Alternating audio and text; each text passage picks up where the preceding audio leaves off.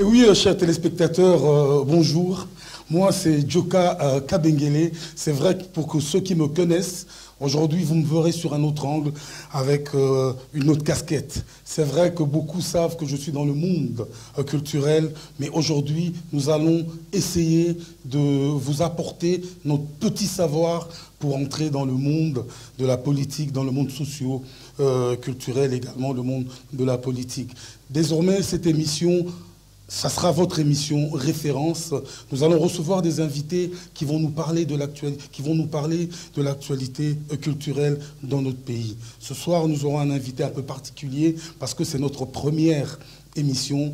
Nous avons essayé de trouver un maître avocat et il est secrétaire général adjoint de G4. Il va essayer un peu de décortiquer l'information politique, l'actualité de la RDC avec vous ce soir. Donc, je vous demanderai désormais de suivre sur DRC Info, donc votre émission Face à la Nation. Nous parlons à la Nation. Alors, restez sur vos fauteuils et suivez. Notre invité d'aujourd'hui, il s'appelle, c'est un avocat, c'est Maître Lebo Katenga.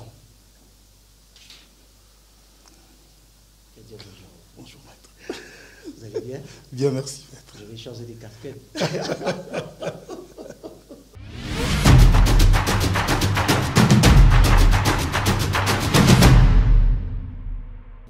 Alors, maître Lebo, c'est un plaisir de vous recevoir pour la première.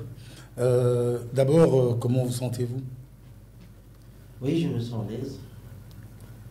Peut-être c'est la première fois d'avoir une telle émission avec Djoka Kabengele, que j'ai connu sous une autre casquette. Aujourd'hui, il est dans la politique. Mais pour moi, je me sens très à l'aise parce que vous n'êtes pas une nouvelle personne pour moi. Ok, en tout cas, merci beaucoup, maître. Alors, quelle est la vision exacte du G4? D'abord, c'est quoi le G4? Merci, Adio.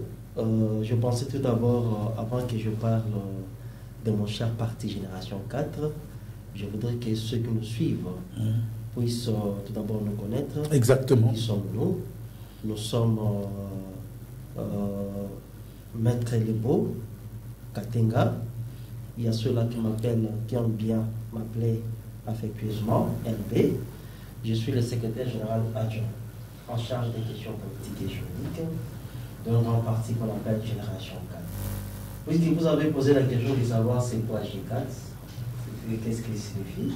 G4, ça signifie 4 là, représente 4 R nationales, 4 R linguistiques que nous avons dans notre pays. Cet espace linguistique concerne l'espace Kikongo, Kiluba, Lingala et puis Swahiliphone.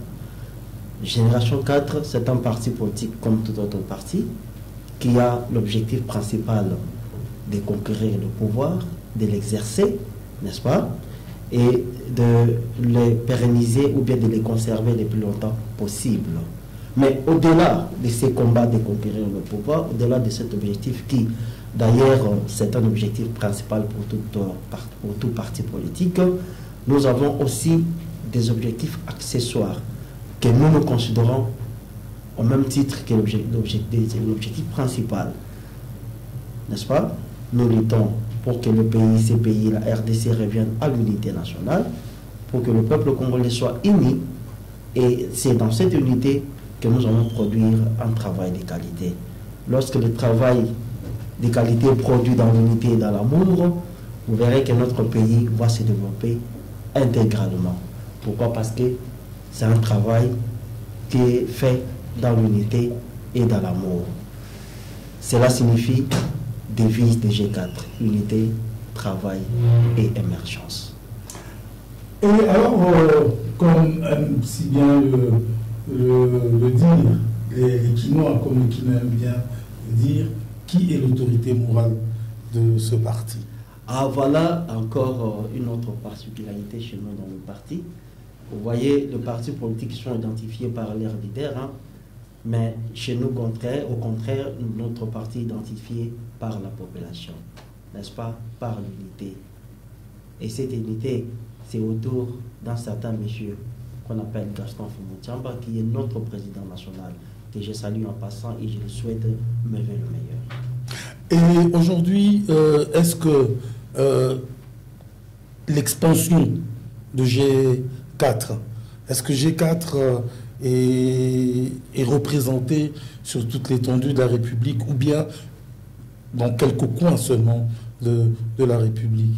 Est-ce que nous pourrons dire que c'est un grand parti ou bien c'est un parti tout court? Non, c'est un grand parti. C'est vraiment un grand parti, je l'ai dit avec beaucoup d'audace, parce que je sais, je suis dedans. Je suis parmi les concepteurs, je suis parmi les géniteurs de G4.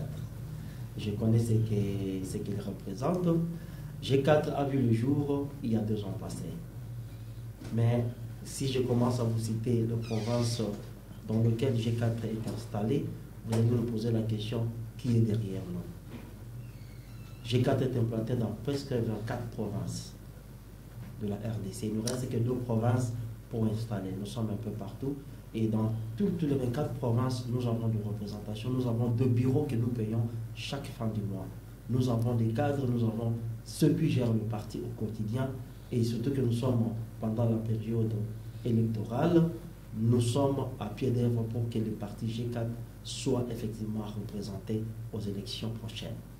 Et aujourd'hui, en parlant de tout ça, cela veut dire que vous avez sûrement un appui financier énorme. Alors, d'où tirez-vous vos finances pour aujourd'hui, en moins de 2 ans, pratiquement essayer de couvrir toute la République? Oui, je savais que cette question, vous n'êtes pas la première personne à me la poser. Partout où je passe dans d'autres chaînes de télévision, dans d'autres émissions, on me l'a toujours posé. J'ai dit, nous sommes un parti politique. C'est comme une association qui fonctionne sur base des cotisations de ses membres, dont ELEG. Mais contrairement au G4, nous n'avons pas de dons, nous n'avons pas d'ELEG. Nous fonctionnons sur base de nos maigres cotisations que nous mettons à la disposition du parti afin de permettre ces derniers, n'est-ce pas, de s'étendre et d'être connus par tout le monde dans la société. Est-ce qu'aujourd'hui vous avez une préférence? Est-ce que vous avez une ligne de conduite? Vous êtes dans l'opposition ou bien vous êtes au pouvoir? Parce que cela va peut-être définir les sources de vos fonds. En fait, si je vous dis que nous sommes au pouvoir, c'est le pouvoir en place. Nous ne sommes pas au pouvoir. Nous ne sommes pas dans l'opposition, mais nous sommes avec les chefs de l'État. Son Excellence Félix Antoine Tshisekedi. Cela est clair. Donc vous êtes du côté du pouvoir actuel. En quelque sorte, je peux dire oui, mais nous soutenons beaucoup plus les actions du chef de l'État, les garants de la nation, la personne qui aujourd'hui milite pour que ces pays aillent de l'avant. Donc nous sommes derrière lui, nous sommes là pour soutenir ces actions, nous sommes là pour les soutenir jusqu'aux élections. Donc, et vous pouvez estimer que vous avez à peu près combien de membres comme ça à travers la RDC? En fait, pour l'instant, je ne sais pas vous donner les statistiques parce que nous n'avons pas encore fini avec les adhésions massives, mais nous avons un seul objectif, c'est d'atteindre 3 millions de membres sur l'étendue de la République. Donc nous ne sommes pas loin de là, mais je crois que d'ici l'année prochaine, nous allons atteindre 3 millions de membres, 3 millions de militants dans la RDC, et ça fait peur. Non, mais là, vous êtes très sûr de vous. Apparemment, vous êtes très sûr de vous. Nous sommes très sûrs. Vous voyez, quand vous êtes sur le champ de bataille, il ne faut pas aller avec l'idée que vous allez perdre. Hein? Parce qu'un homme qui est bien construit est toujours, n'est-ce pas, l'idée de gagner et d'être toujours vainqueur. Nous ne pouvons pas aller dans un combat pour perdre. Nous allons les gagner. En tout cas, merci beaucoup pour cette présentation. Maintenant, nous allons entrer dans le vif du sujet.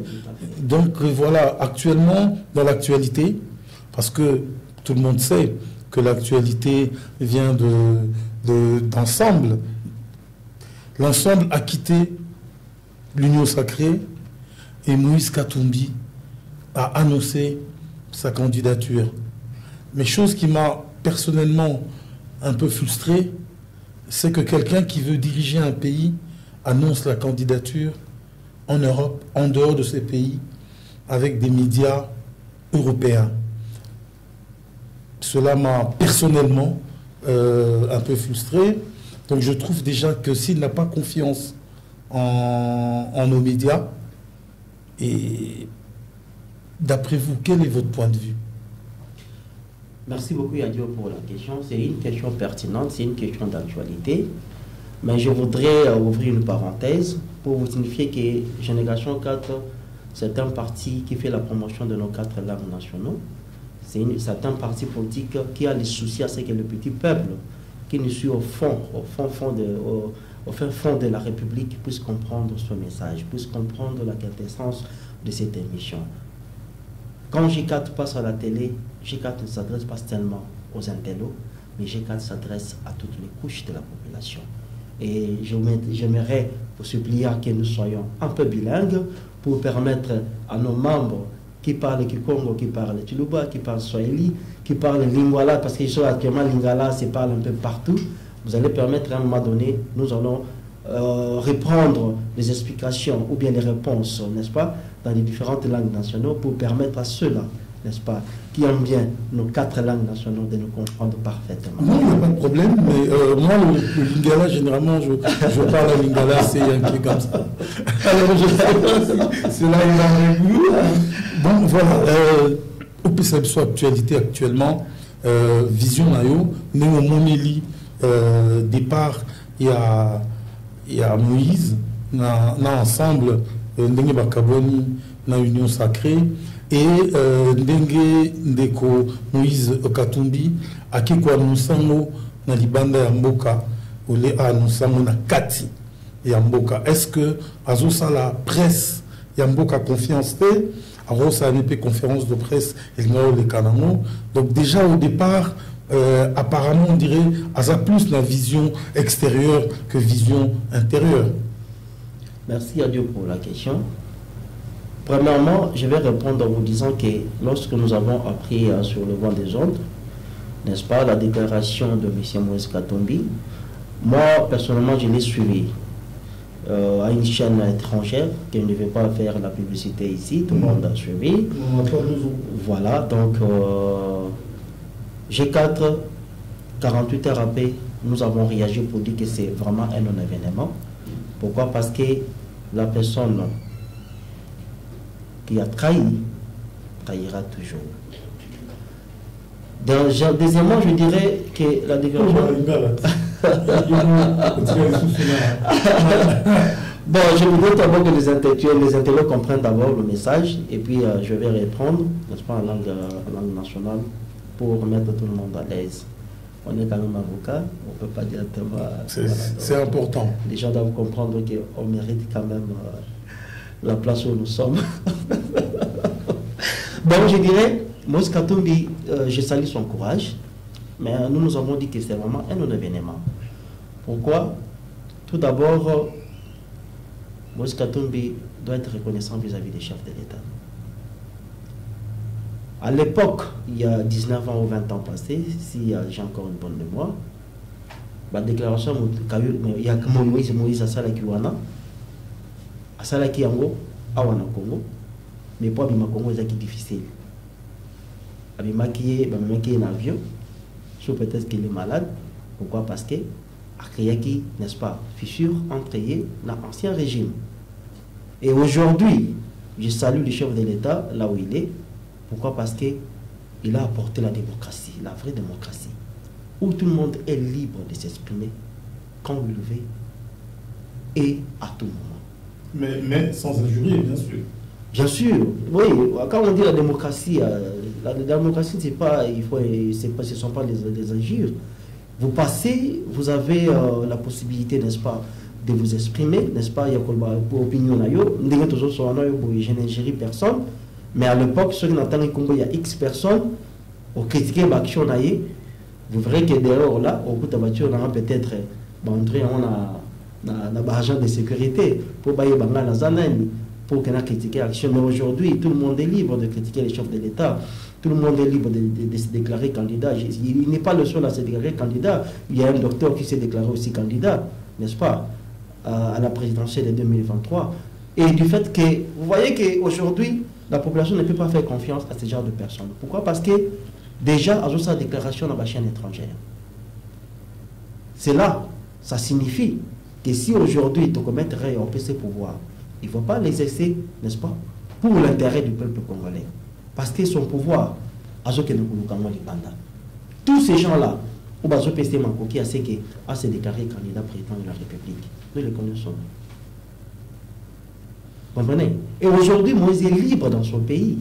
En dépit du fait que, à sa déclaration, chef de l'État, il n'est pas inquiété. Il est libre. Mais nous disons, nous, dans la génération 4, c'est que Moïse a fait, c'est une trahison. Et puis c'est une grosse erreur pour lui. Parce que le peuple, le peuple a yebi na nazanaï, na nazanaïté. Le peuple a yebi nani oyo, azosala. Lobink yamakas pour que le peuple wana se développe. Nani oyo azali ko mener ba action sur terrain pour que aujourd'hui peuple a yokomi bambola na bambola. Ce peuple congolais avec un paix qu'on s'est développé. Notre pays regorge beaucoup de ressources où il y a que Congo a besoin de se développer. Mais tous ces gens-là, au bas de sa déclaration, personne au Congo a intérêt à peuple, intérêt à personnel. Donc voilà un peu tout ce que je peux dire sur lui. Mais sinon, nous avons demandé à la ministre Naé, au Nyonso, basé ensemble, nous avons demandé, ils ont un niveau provincial, ils ont un niveau national, ils ont un monétaire public. Puisque ces gens-là n'ont pas aidé les chefs de l'État, n'est-ce pas? À ce que l'action est visible sur le terrain. Le peuple congolais a pour ça n'a volonté. Pas démissionner, qui n'est pas le chef de l'État, continuer au Kamamoka pour que le peuple congolais se développe. Alors, donc, les trois ou quatre démissions, et aussi, Salama, la ministre et à transport, ministre à plan, la vice-ministre et à santé. Non, ministre provincial Moko, si je ne me trompe pas. Donc, au Talélia, on a l'Issouni. Bon, Bango Bazali, c'est une manière pour eux, n'est-ce pas? Il y a pour exprimer l'autorité vis-à-vis de l'autorité morale de Bango, aussi l'autorité morale de Bango. Mais nous disons bravo. Je m'excuse, c'est une façon de permettre au chef de l'État, n'est-ce pas, de le remplacer par des personnes qui sont qualifiées, des personnes compétentes, où il va mener une action sur le terrain. Ceux qui t'ont cueilli, un prof aperçu, nous sommes démissionnés, l'action sur le terrain, qu'est-ce qu'ils ont fait pour ce pays depuis qu'ils sont là? Par exemple, le ministre de la Transport, il a été ignoré devant le palais du peuple. Non, tout ça, Banine. Qu'est-ce qu'il y a? Voilà. C'est là où je dis que ce ne sont pas des gens qui sont venus autour du chef de l'État pour l'aider à ce que l'action est très visible. À ce que le peuple congolais a bénéficié quand même d'un régime à Tshisekedi. Mais Bazabato Baya qui pour la population.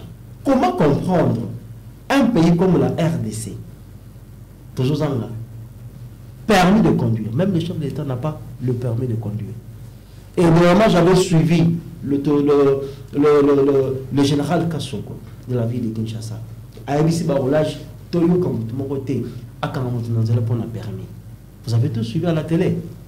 Et c'est quand même honteux pour nous. C'est choquant. C'est choquant. Comment comprendre un grand pays comme la RDC, toujours en là, qui n'a permis de conduire? Il y a un moment dans le accident, pourquoi pas? On ne sait pas contrôler qui est conducteur, qui ne l'est pas, qui est permis à conduire. Pourquoi? Parce que l'unique et seul pays au monde. Hein? Apparemment, oui.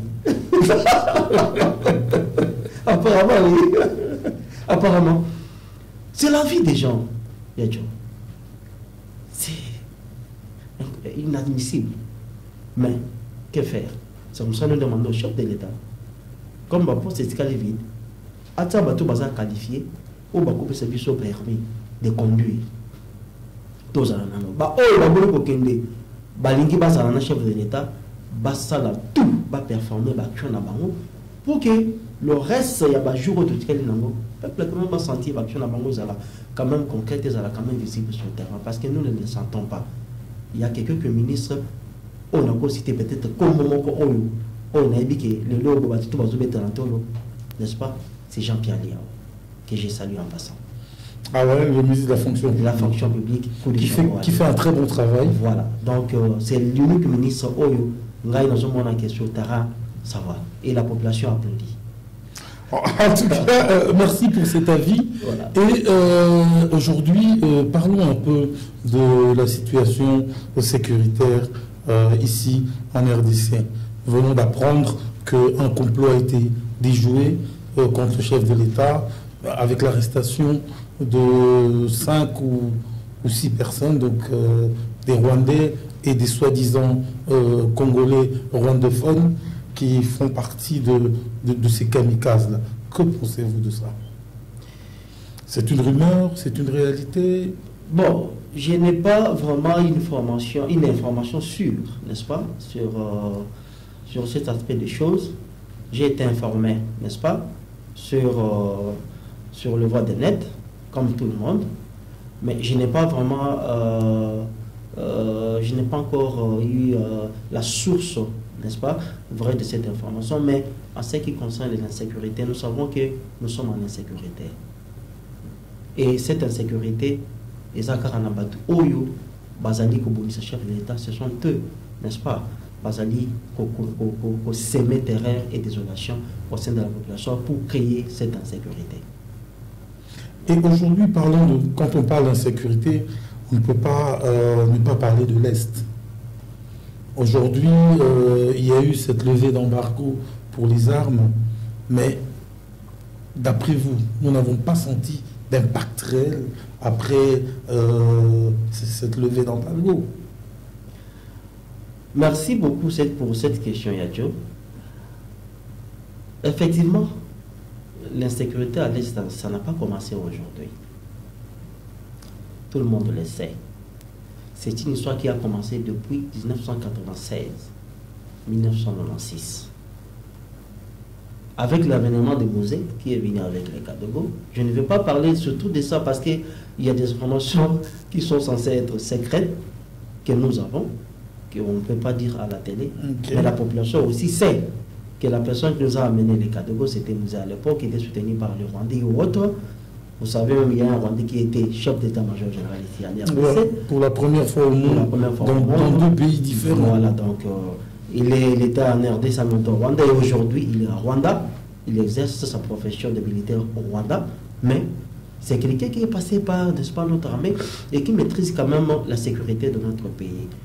Et cette insécurité qui règne actuellement à l'Est, c'est une situation que Mosé a laissée, que Joseph Kabila a hérité.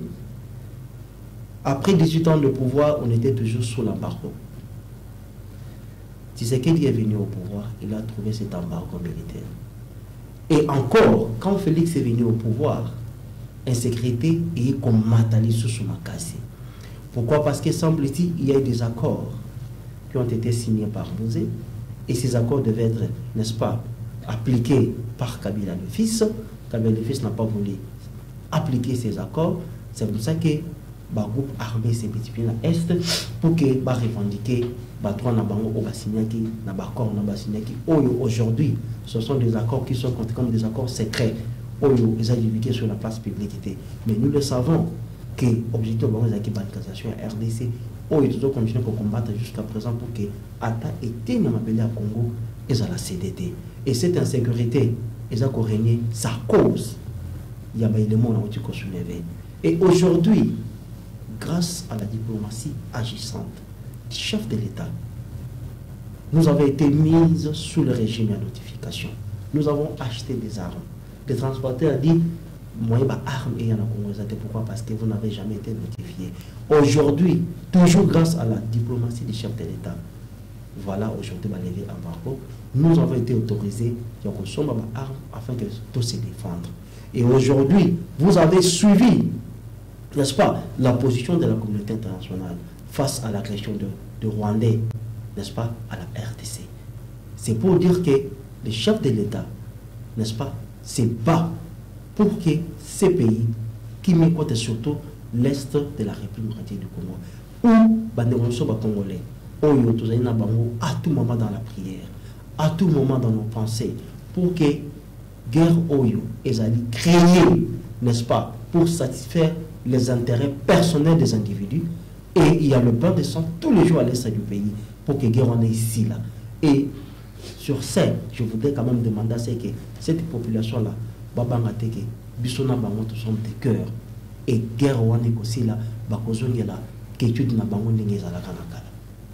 Mais alors, donc c'est que, en quelque sorte, la réponse, il faut oser là, tant pour impact soit non, c'est-à-dire qu'aujourd'hui, quand nous achetons les armes, c'est pour faire la guerre. Mais l'option de la guerre n'est pas encore levée, n'est-ce pas? En fait, n'est pas encore déclarée par le chef de l'État. Non, mais déjà alors, quand on est attaqué par le M23 et que le pays se défend, est en train de défendre son territoire, comme tu l'as dit, nous sommes déjà en guerre. Parce que quand nous allons sur... Pour parler effectivement... Quand nous allons sur la tribune de la Nations Unies et nous disons que nous sommes attaqués, nous nous défendons tout simplement. Justement, le chef de l'État sur la tribune a dit que nous sommes attaqués. Il a pointé du doigt. Le Rwanda. C'est Paul Kagame. Parce que le chef de l'État dit que nous n'avons pas de problème avec le Rwandais. Parce que ce sont nos frères. Nous sommes condamnés à vivre avec eux. Ils traversent chez nous pour acheter des histoires. Nous aussi, nous traversons. Mais le problème, ce n'est pas le Rwandais. Le problème, c'est les dirigeants rwandais. N'est-ce pas? Ce sont eux qui protègent les intérêts, n'est-ce pas, des gens dans l'ombre que nous connaissons tous. Je ne vais pas citer leur nom ici. Vous comprenez? Parce que moi, je me dis qu'aujourd'hui, avec la machine de la République du Congo, les petits pays comme Rwanda ne peuvent pas, n'est-ce pas, s'aimer l'insécurité à l'est comme ils le font. Vous comprenez? Quand on va le dire, on a soit vu na sans le colon sait que maman n'a pas assez, le colon sait que maman n'a pas afin de voir la nation tombe là. Le Rwanda, à lui seul, ne peut pas. Rien qu'avec les armes, nous avons autres sont dans le comité. Parce que les armes que le chef de l'État, au besoin de la base, sont pour que je vais vous donner un exemple, Yadjo. Vous dites il y a insécurité à l'est du pays. Vous dites nous sommes agressés. Vous qui êtes censés nous donner des armes, des équipements importants, tu vas se battre pour que tu gagnes la guerre. Par contre, allez négocier. Non. C'est comme ça que le chef de l'État a dû négocier pour que permettre de sauver l'arme. Armes de sauver les alliés. Mais pour l'instant, le chef de l'État privilégie d'abord l'option de négociation, l'option diplomatie. Pour que Bangonio soit basé pour envahir le territoire en Abysso. Avant que la République va répondre à la revendication, quoi que ce soit, va se retirer du sol congolais. Ce qui va se retirer, le reste on verra après. Vous comprenez? Ce n'est pas automatique qu'aujourd'hui nous avons les armes et directement nous nous lançons, n'est-ce pas, à une guerre directement vers le Rwandais, directement vers l'agresseur, directement vers les terroristes. Non. D'ailleurs, je dois vous rappeler que pour déclarer la guerre, il y a toute une procédure à suivre. Il faudrait que cela soit validé par l'Assemblée nationale. Ce n'est pas facile. Engager la République dans une guerre, c'est un risque qu'il faudrait mûrir avant de faire une telle déclaration. Et aujourd'hui, que pensez-vous de la proposition du ministre de la Défense qui veut que, à partir de 18 ans, que chaque Congolais puisse passer par le service militaire? En fait, cette déclaration ou bien cette position du ministre, n'est-ce pas, ça date pas d'aujourd'hui. Non, ça date pas d'aujourd'hui, n'est-ce pas? Je crois si vous lisez même la Constitution, à l'époque, quand un enfant finit en 6e des humanités, avant, n'est-ce pas, d'entamer la filière universitaire, cet enfant doit passer sous les drapeaux. Vous verrez que dans d'autres pays bien organisés, n'est-ce pas, humanité na bango, n'est-ce pas, directement la formation militaire. Pourquoi cette formation militaire? C'est pour que quand ils ont une idée où il y a défendre nos patries. Aujourd'hui, vous voyez ce qui se passe en Ukraine, n'est-ce pas? N'a pas docteur, n'est-ce pas? N'a pas avocat, n'a pas opérateur économique. La population accepte de prendre les armes, n'est-ce pas, et défendre la patrie. Pourquoi? C'est parce qu'ils ont été formés. Ils ont été formés et dans un esprit aujourd'hui nous sommes prêts à mourir pour Mboka na biso. Donc c'est une bonne proposition. C'est une bonne proposition et c'est la meilleure.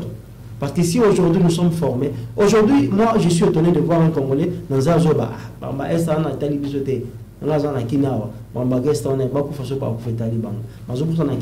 une partie de la République. D'ailleurs, pour la Sapia, il y a d'autres ceux qui ont marteau, on passe dans le thème. Parce que le marteau tire la moto. Et ceux qui le ont Bassimbi RDC, ne fût-ce que le parti, Bassimbi ensemble la population, où ils allaient composer comment. C'est pourquoi moi je salue cette proposition. Et s'il n'y a pas possibilité de l'appliquer, donc maintenant, j'ai même demandé que prochainement, ils allaient étudier au niveau du Parlement pour qu'ils vont valider en gros, parce qu'ils allaient mise en application. Chaque fois, aux hommes la population, dans la 6 classes, sous les drapeaux, va servir Mboka pendant une année, 2 ans, et puis va affecter. Mais est-ce que cela ne sera pas trop budgétivore pour la RDC? Je ne pense pas. Je ne pense pas parce qu'aujourd'hui, la RDC, avec le budget haut le truc qui est normalement même avec le chef de l'État, pas plus que hier on était à 3 milliards, 4 milliards. Aujourd'hui, on nous parle de 14 milliards. Donc, si aujourd'hui l'option c'est que Ban 6 classes sous le drapeau pour servir le pays, ils allaient, n'est-ce pas, adopter un niveau à Parlement et qu'ils ont validé, n'est-ce pas, il y aura toujours un budget pour ça et ça ne va pas coûter la République qui d'ailleurs est riche potentiellement avec ses richesses, ses ressources naturelles. Donc, alors, pour nous, c'est parmi les solutions pour la sécurité. Non, je ne dis pas que c'est la solution. Parmi.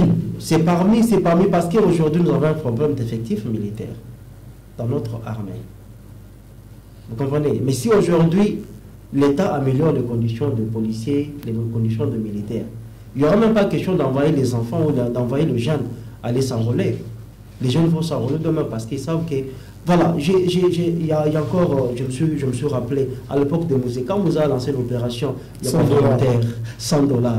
Vous avez vu vous-même les retombées. Le stade a refoulé. Donc c'est pour dire qu'aujourd'hui, on n'a pas besoin qu'il y ait une loi qui oblige les Congolais de s'enrôler à l'armée. Il suffit seulement qu'on améliore les conditions des policiers et des militaires, n'est-ce pas, base à la vraiment prise en charge. Et vous verrez que les jeunes eux-mêmes vont s'enrôler pour servir l'État, pour servir la nation. Mais moi je crois que des jeunes qui ont quand même un certain cursus, c'est important. Parce qu'aujourd'hui on se rend compte qu'aujourd'hui si l'armée est au plus bas, c'est parce qu'il y a beaucoup de nos vaillants guerriers, de nos vaillants combattants qui n'ont pas un bon cursus. Justement, tout ça c'est à cause manque de formation. Parce que quand on recrute les militaires, on doit les former. On ne les forme pas pour aller se battre, pour aller sur le champ de bataille.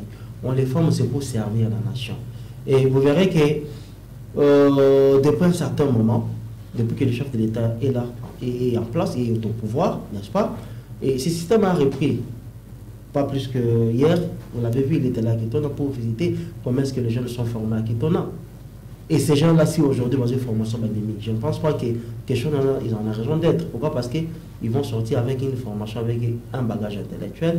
Ils seront formés pour défendre la nation, mais ils ne vont pas se comporter comme des bandits dans la société pour déranger encore l'inquiétude de la population ou s'aimer encore l'insécurité que nous voulons éradiquer totalement pour que la population vive en paix et une paix durable. Donc, en quelque sorte, d'après vous, la vision du chef de l'État de créer une école de guerre est une bonne vision. Très bonne vision, parce que comment comprendre un grand pays qui partage 9 frontières avec les voisins, qu'on n'ait pas une école de guerre? C'est quasiment impossible. Mais actuellement, il y a aussi une autre proposition pour créer carrément l'école des cadets. Oh oui, c'est une bonne proposition, je salue cette proposition-là, mais je crois qu'il faut aller mollo mollo. Il faut aller tout doucement. Le chef d'État a commencé avec l'école de guerre. Et aujourd'hui, il y a les militaires qui sont formés. Il y a les officiers qui sont formés. Je crois que ces officiers-là, dans moins de 10 ans, d'ici 10 ans, vous verrez les retombées positives sur le terrain. Revenons à la ville de province de Kinshasa, où nous vivons, où dernièrement on a connu des pluies diluviennes qui ont pratiquement meurtri la ville. Et aujourd'hui, des embouteillages monstres que nous connaissons dans notre ville, et pour ne pas dire que nous vivons pratiquement dans un état de promiscuité avancée, parce que la saleté vraiment jonge nos rues. Quel est votre avis sur la gestion de la ville-province de Kinshasa?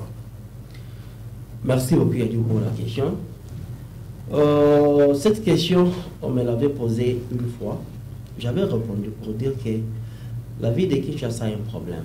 Cette ville n'est pas gérée. Ça veut dire? Cela veut dire que la personne qui est censée gérer la ville, elle s'occupe à autre chose.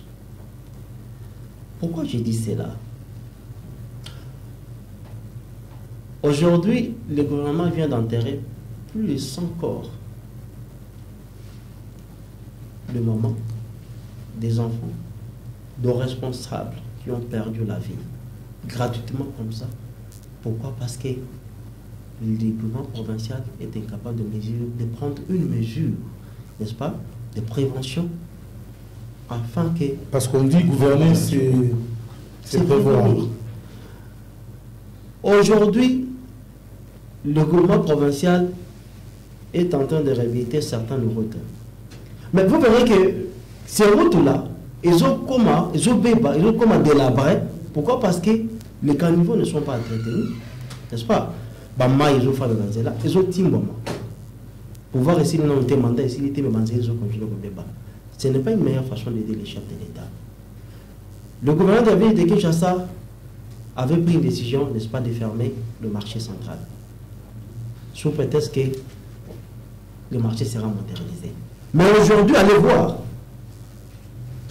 ce qui se passe là-bas. Ces marchés ont jamais été construits. Et aujourd'hui, il se débrouille. Est-ce que il y avait des fonds Tchaki pour moderniser?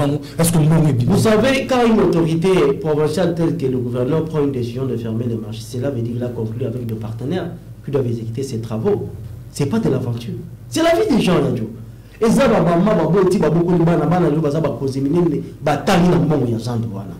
Et toi, tu viens un matin comme ça, tu fermes le marché.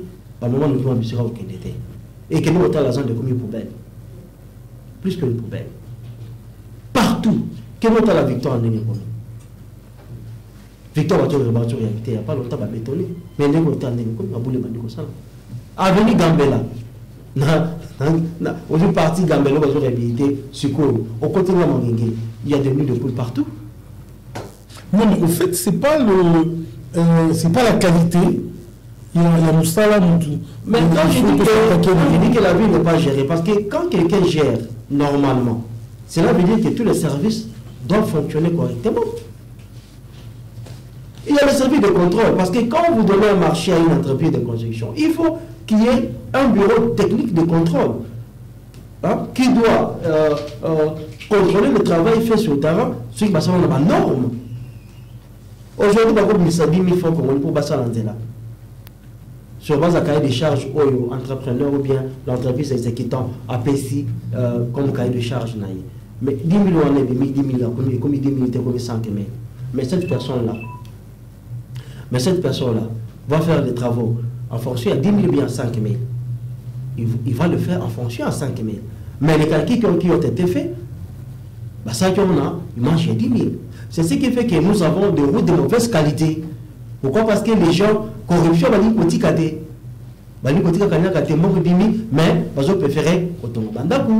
préférer au deuxième bureau au lieu d'avantager le peuple congolais. Nous sommes notre, tous les chefs de l'État. Parce que... C'est là où je dis que le chef de l'État doit agir vite, parce que ces gens-là, ils ne sont pas avec lui, ils font semblant d'être avec lui. Parce qu'aujourd'hui, quand la justice ne fait pas son travail, parce que bateau, il y a eu des gros procès dans ce pays, surtout totalement le grand match à football, la télévision, mais à la fin, tous ces gens-là, ils sont dehors. Alors, à quoi bon? À Tabakani, nous tous ça là, Banzela, tout le monde qui est sous Kalanga, vous allez quitter, sous Kalanga, Obim. Mais maintenant, quand le chef ne réagit pas, est-ce que quelque part, le chef peut cautionner le gouvernement? Le chef n'est pas magistrat. Le chef n'est pas organe judiciaire. Et pourquoi ces magistrats ne sont pas sanctionnés ou carrément radiés Vous savez à qui revient la faute? La faute revient à la population congolaise. Parce que nous sommes les cas sous yeux à la population congolaise. Moi là, je ne dis pas moi, nous tous, si nous avons la vraie information, vous savez, pour parler de la corruption dans ces pays, corruption ça se passe en coulisses, mais les actions sur le terrain, vous allez comprendre que ce méchant a été corrompu. Alors, l'IGF fait un grand travail. L'IGF fournit des informations. Il y a des détournements à des deniers publics. L'IGF, quand il prend ces genres d'informations, après avoir mené des enquêtes sérieuses, il prend ces informations, il soumet ça à l'autorité judiciaire. Papa, voici les informations que j'ai enquêtées, j'ai récoltées pour vous. C'est à vous de faire le travail. Mais si le juge voit que toutes les conditions pour ça qui ne sont pas réunies et qu'il acquitte, où est le premier chef de l'État? Nous devons les informer. Je ne pense pas que tous les cas, il y a un acquittement là, ces gens-là sont sûrement coupables et qu'ils vont acquitter, mais moi je ne pense pas. Ça dit que nous pouvons, il y a d'autres dossiers où il y a une rumeur, dossier où il y a solo, fait il y a établi, il a établi, mais sauf que nous n'avons pas, n'est-ce pas, des vraies informations. On a que l'autre on a place publique, voilà, juge on a acquitté. Et le chef de l'État, vous savez, quand le chef a des ministres, le ministre doit faire le travail. Aujourd'hui, le chef de l'État ne veut pas lui-même être gendarme, le Yomora Zadi pour l'autorité judiciaire, le Yomora comme chef de l'État, le Yomora comme Iboé. Comment il va se partager? C'est-à-dire que chacun doit faire son travail. Et aujourd'hui, si chacun ne fait pas son travail comme il faut, la sanction revient à qui? C'est la population. Et la population doit sanctionner sévèrement. Non, par exemple, prenons le cas dernièrement, nous avons suivi le chef qui se plaint par rapport à la justice. Et jusqu'à présent, tout le monde a amélioration. Le chef ne se plaint pas, le chef interpelle. Enfin, le chef ne se plaint pas, le chef interpelle la conscience de nos juges. Il a interpellé, voilà, il interpelle la conscience de nos juges. Le cours de la justice. Voilà. Donc, ils interpellent à mieux faire leur travail. N'est-ce pas? À ne pas toucher à la corruption. Mais, nous devons aussi dire à notre chef, le chef doit aussi tout faire pour que les conditions de ces magistrats soient améliorées. Il y a beaucoup de magistrats qui travaillent dans de mauvaises conditions. Ils n'ont pas de bureau, ils n'ont pas d'infrastructure. Des magistrats dans la province, ils n'ont pas des endroits pour organiser des audiences, n'est-ce pas? Vous verrez que, peut-être ici à Kinshasa, que vous allez voir à Lumbashi ou dans des provinces où moi, ils ont fait développer, mais allez un peu là-bas, vous verrez qu'il n'y a qu'un seul magistrat. Il n'a pas un ministère public. Les avocats ne sont même pas là. Ce sont des enfants des défenseurs judiciaires. Et le juge est dans l'impossibilité, n'est-ce pas, de travailler et de rendre justice comme il faut. Pourquoi? Parce que les conditions ne sont pas réunies. Si aujourd'hui, le régime de Félix Tshisekedi, le gouvernement au travaille un chef de l'État, balimba sur un chef de l'État pour que Mboketo Mama, justice nabiso ezala na hauteur au chef à Zolingela, et c'est va améliorer ma condition de vie à magistrat, batongela bango, la bisika vous envoyez un magistrat dans la brousse, il n'a pas une maison où il peut loger sa famille, il n'a pas un véhicule, il n'y a pas de route, les magistrats font des licences dans le vélo, tout ça, magistrats sont censés condamner les bandits, les brigands, les criminels, tout ça, vous l'obligez de travailler dans ces conditions. Dites-moi, et vous attendez, n'est-ce pas, à éradiquer la corruption dans notre pays. Ce n'est pas quand même possible, n'est-ce pas? Ici, dans notre pays, nous luttons ensemble avec les chefs de l'État que le Corona est ici, là. Bien que ce n'est pas facile, c'est difficile parce que partout au monde, sur le pays mingo, basé dans le développement, la base ou la cause, c'est la corruption.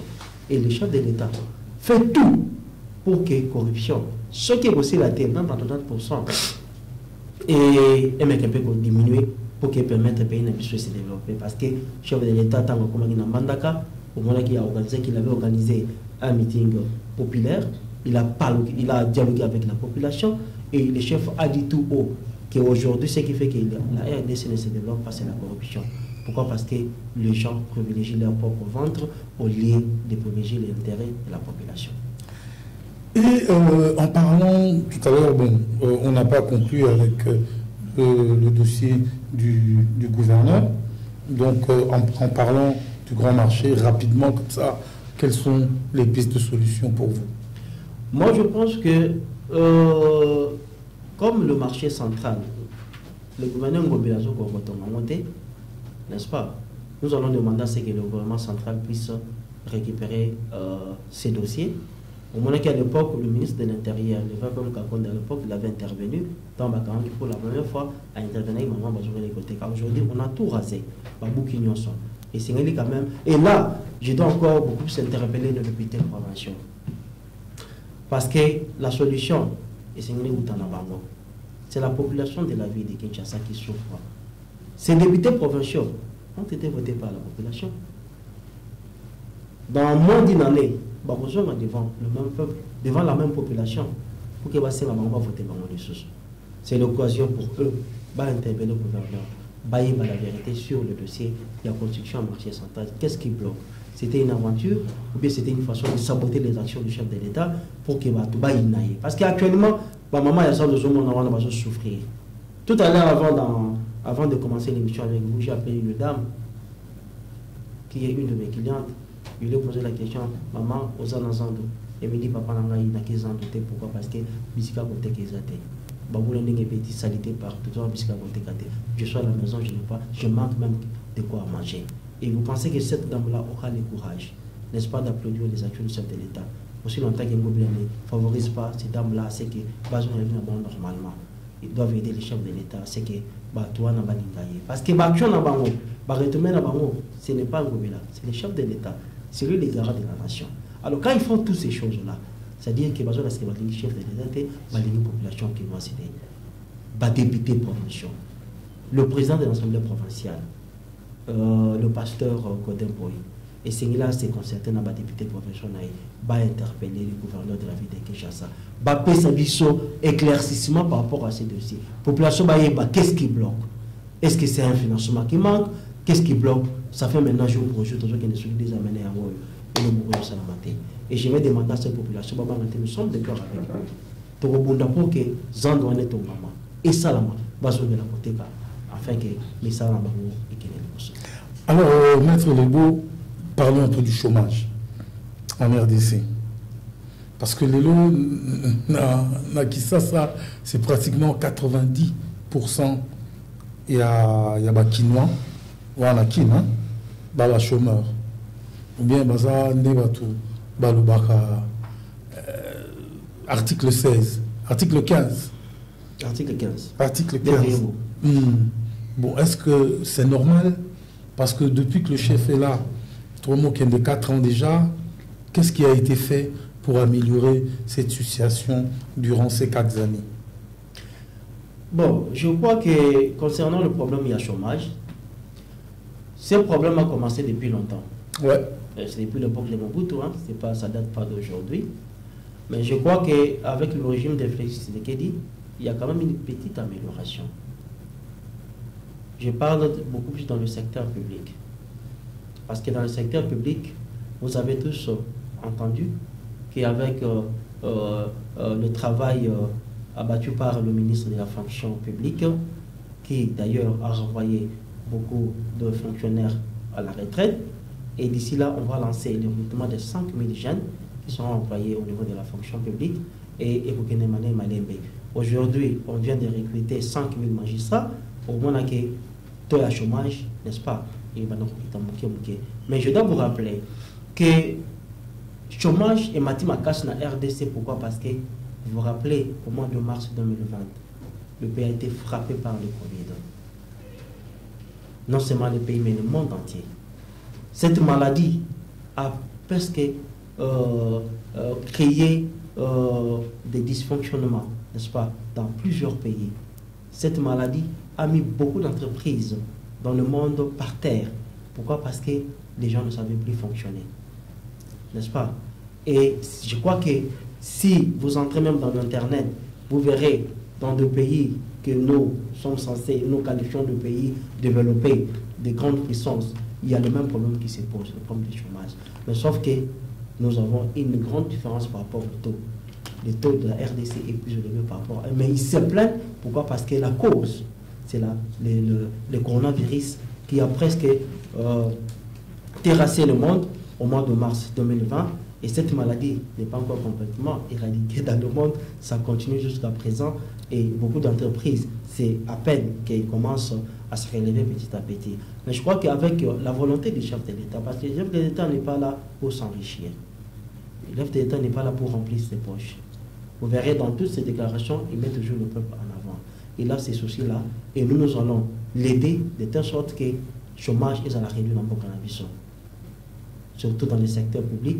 Et le chef de l'État encourage le secteur privé aussi, parce que le pays ne peut pas se développer seul dans le secteur public, mais aussi le secteur privé qui doit accompagner l'action du gouvernement afin que le chômage est quand même réduit. Je ne mis ça là. Mais aussi, je dois aussi interpeller la jeunesse. Aujourd'hui, c'est vrai, nous disons que le taux de chômage est plus élevé. Mais voyez combien de jeunes sont qualifiés à être employés. Beaucoup de ça va à l'université. Aujourd'hui, moi, j'ai fait une émission avec vous. On a commencé une émission en français. Mais si aujourd'hui, je prends un jeune qui sort fraîchement de l'université, un échantillon, je le mets là, demande en français, vous allez sentir beaucoup de dictionnaire. Des cocossons. Et tout ça, les appels causes du chômage. Pourquoi? Parce que vous arrivez dans une entreprise, vous n'avez pas de qualification, vous dites que tu sais que dans une sambo raté. Commencez par performer tout d'abord par connaissance en avis. Donc, comment quand même un niveau. Aujourd'hui, il y a quand même M. Ezo Salama. Comment un jeune qui a fini à l'université, qui a fait le droit, qui n'a pas la cabine, quoi? Moi, j'ai dit non. Parce que le droit, ils sont carrefour. N'est-ce pas? Aujourd'hui, les juristes sont partout. Ils sont dans des entreprises, ils sont dans des banques, ils sont dans la politique. Dans le commerce. Dans le commerce. Non, l'avocat n'est pas. Non, ils sont dans le commerce. Au fait, ils conseillent les commerçants. Voilà, ils font partie de l'environnement commercial. Comme étant des conseils. Ouais. Mais imaginez que vous êtes enfant nigériste qui n'a pas suivi très bien son cursus, n'est-ce pas, scolaire et académique. Nous tendons un ordre juriste. Il va conseiller quoi? Et ce sont des gens qui vont se retirer dans un club pour critiquer le gouvernement, pour critiquer le chef de l'État. Alors aujourd'hui, même nous aider à ce que tous à la paix utilisent le marché d'emploi. Aujourd'hui, en quelques mots, parce que nous sommes presque à la fin de l'émission. Déjà ouais, ça passe tellement vite. Alors, donnez-nous un peu le bilan du chef de l'État depuis son investiture à ce jour. Vous savez, si je dois vous parler du bilan du chef de l'État, je crois que vous allez demander qu'on nous accorde encore une heure de plus parce qu'il a un bilan largement positif. Ok. N'est-ce pas? Je ne peux pas citer toutes les réalisations faites par les chefs de l'État. Je peux illustrer quelques réalisations. Parce que pendant la campagne, on vous posera la question. Bien sûr, bien sûr. La population est avec nous. La population sait que quand le chef de l'État est venu au pouvoir, il a été combattu durant 10 ans. Ouais, il y a aussi le Covid qui est intervenu. Il y a aussi le Covid, mais c'est pas une excuse pour lui. Hein. Il a travaillé, il a battu un grand travail. Aujourd'hui, je peux dire que nous sommes les hommes les plus heureux à applaudir le chef de l'État, Félix-Antoine Tshisekedi. Il a osé avec la gratuité de l'enseignement. Je sais qu'il a été beaucoup critiqué sur ça. Et combattu.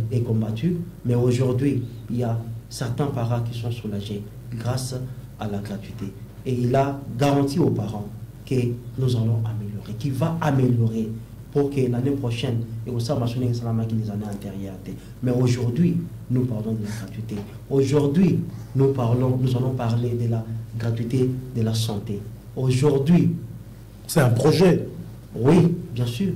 Aujourd'hui, nous voyons, il a arraché la levée de l'embargo, n'est-ce pas?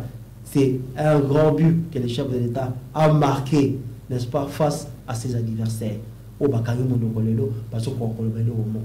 Il y en a tant. J'avais une liste là sur mon téléphone que j'allais vous lire. Toutes les réalisations que le chef de l'État. Oui, il y a des routes. Moi, j'étais. Il y a des routes. Aujourd'hui, nous sommes ici en ville. Hein? Je vais vous prendre de l'avenue Kassavobo jusqu'à Bypass. Après combien d'années? L'avenue Lenguesa. C'est après combien d'années? Qui n'a jamais été goudronné d'ailleurs. Depuis l'époque belge. Voilà. Mais aujourd'hui, les chefs de l'État ont osé. Aujourd'hui, nous avons les Transacadémiens. Depuis qu'on a parlé de Transacadémie ici dans le pays. Donc jamais. Mais allez au pays du peuple, les bus sont là. On a créé une entreprise pour ça. C'est pour aider même nos étudiants. Aujourd'hui, on a parlé de la gratuité de l'Internet au niveau des universités. Tout ça, ce sont des raisons des chefs de l'État. Aujourd'hui, le fonctionnaire au Bazagui n'a pas 120 000 francs, 185 000 francs, 91 000 francs. Aujourd'hui, les banques sont remplies, n'est-ce pas, des fonctionnaires qui touchent dans le 1 million, 1 million 500 000. Et tout ça, ce ne sont pas des réalisations. Je sais qu'il y en a beaucoup à faire, mais c'est que le chef d'État a fait en l'espace de 3 ans. Je ne dis pas 5 ans, parce que 5 ans maintenant, en l'espace de 2 ans, je m'excuse, parce que 2 ans autres doivent comprendre parce que Zagui a Bitouba, et en dépit du fait que nous sommes agressés par nos voisins. Il y a les terroristes de 1-23 qui dérangent, n'est-ce pas, l'inquiétude de la population. Et le chef de l'État ne dort pas à cause de cela. Mais à Karim, à mon côté, il continue à travailler. Il continue. Mais on a un gros problème aussi. Lequel? Surtout la stabilité économique. Bien sûr, tout ça, et cette cause de... La crise économique, j'ai parlé de Covid. Oui. Voilà, ça a un impact négatif sur l'économie mondiale. Et la RDC n'est pas épargnée à cette crise. Mais aujourd'hui, malgré la crise, le chef de l'État se bat. Vous savez que nous n'avons pas un ministre de l'économie. Ah oui. L'intérim a été donné par le ministre des Finances. Mais voyez comment la stabilité de la monnaie, n'est-ce pas? Oui. C'est quand même quelque chose à applaudir. Sinon, si dollars ou devises, il y avait un flambé sur le terrain, sur le marché, il y a quelque chose des dégâts sur le plan économique, mais les gouvernements se battent quand même. On doit quand même applaudir les efforts qui sont fournis sur le terrain. Je sais que c'est peu, mais la population base d'adaptation, parce que le chef de l'État est avec eux. En tout cas, merci. Ça a été un honneur de vous recevoir dans cette émission Face à la Nation. Alors, un dernier mot pour tous les Congolais qui vous suivent, ce mot qui va peut-être donner espoir aux uns et aux autres. Merci beaucoup. J'ai beaucoup à dire à cette population qui me suit attentivement. La première, mon premier mot, je le souhaite une bonne année, parce que bientôt là, nous entrons en 2023. Et je leur souhaite de bonnes choses en 2023. Je sais que nous entrons dans une année électorale. Je leur demande de s'aligner des chefs de l'État pour que Oya Kokisité en 2022, à Kokissaron en 2023, puis un mandat Oya Tokopé, ça y est prochainement. Et je vais aussi saluer, n'est-ce pas, notre président national, Gaston Moutchamba, qui est notre autorité morale. Je vais aussi saluer madame la secrétaire générale Christine Lieke, avec tous les secrétaires nationaux. Je demande à toutes les populations, n'est-ce pas, de la FUNA, parce que je suis avec eux, je les demande de s'enrôler massivement, n'est-ce pas, parce que pour voter, il faut avoir la carte d'électeur. Voilà, l'occasion est là. Je leur demande de s'enrôler massivement. Et moi-même, qui est un des leaders de la FUNA, je vais m'enrôler le mardi à 8h, que tout le monde soit là. Nous allons tous avoir nos cartes d'électeurs pour voter les chefs de l'État aux élections de 2023 et voter nous-mêmes aux élections législatives nationales de 2023. À tous, j'ai dit merci beaucoup et j'ai dit merci à vous, Yadio, qui d'ailleurs qui avait accepté de me recevoir aujourd'hui dans ces beaux plateaux, à l'émission Face à la Nation, qui est la toute première émission que je réalise avec vous. vous qui changez aujourd'hui la casquette, vous quittez dans les missions socio-culturelles, vous êtes maintenant dans l'actualité politique. Je vous encourage à aller de l'avant. Ce n'est pas la première, n'est-ce pas? Ce n'est pas aussi la dernière. Je sais que nous serons invités encore à une autre occasion, n'est-ce pas, pour parler de l'actualité politique. Bonne année à vous, Djoka Kabengele. En tout cas, merci à tous. Vraiment, ça a été un plaisir de recevoir Maître Lebo, et surtout pour cette nouvelle émission sur DRC Info. Ne ratez pas, abonnez-vous à cette chaîne, parce que je crois que d'ici quelques temps, parce que année c'est un peu trop loin, mais d'ici quelques temps, voulais-je dire, nous serons les meilleurs et nous serons incontournables dans l'information en RDC. Et quant à moi, merci pour m'avoir suivi. Cette première dans l'émission Face à la Nation. Donc désormais, c'est un autre Djoka que vous suivrez sur cette chaîne. En tout cas, je vous dis merci, et partout où vous êtes, joyeux Noël et bonne année, parce que déjà, c'est 2023 qui se pointe à l'horizon. Je remercie toute l'équipe technique, ils sont tellement jeunes qu'aujourd'hui, nous allons donner quelque chose de nouveau. Désormais, nous serons chez vous. Et voilà, donc au revoir et à la prochaine.